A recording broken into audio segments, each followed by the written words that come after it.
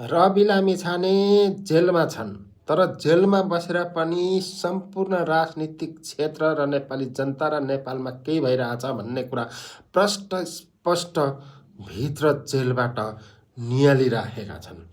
यसैको सन्दर्भमा म के भन्न चाहन्छु भने अहिले विभिन्न ठुला नेताहरू र ठुला पत्रकार र अभियन्ताहरूले पनि रवि लामिछानेले प्रत्येक दिन जसो अहिले नक्खु कारागारमा पुगेर भेट्ने गर्दैछन्।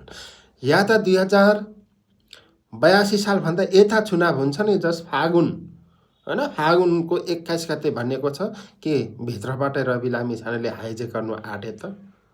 यो पनि प्रश्नवाचक चिन्ह छ, किनकि रवि लामिछाने माइन्ड मास्टर छ। अहिले ठुला पत्रकार भनौँदाहरू पनि पुगिरहेछन्, ठुला नेता भनौँदाहरू पनि पुगिरहेछन्, अभियन्ताहरू पनि पुगिराखेका छन्।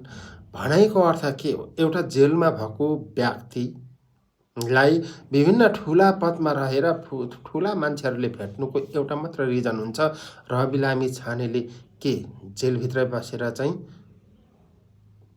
चुनावलाई हाइजेक गर्नु खोजेका हुन्, कि या त सच्चा र स्पष्ट रूपले रवि लामिछानेलाई थाहा छ कि चुनावको विषयमा यसरी गर्नुपर्छ, या त रवि लामी छुट्दैछन् त? यो प्रश्नवाचक चिन्ह सम्पूर्णमा छ। तपाईँलाई कस्तो लाग्छ? कमेन्ट सेक्सनमा ठ्याक्क लेख्नुहोला है त।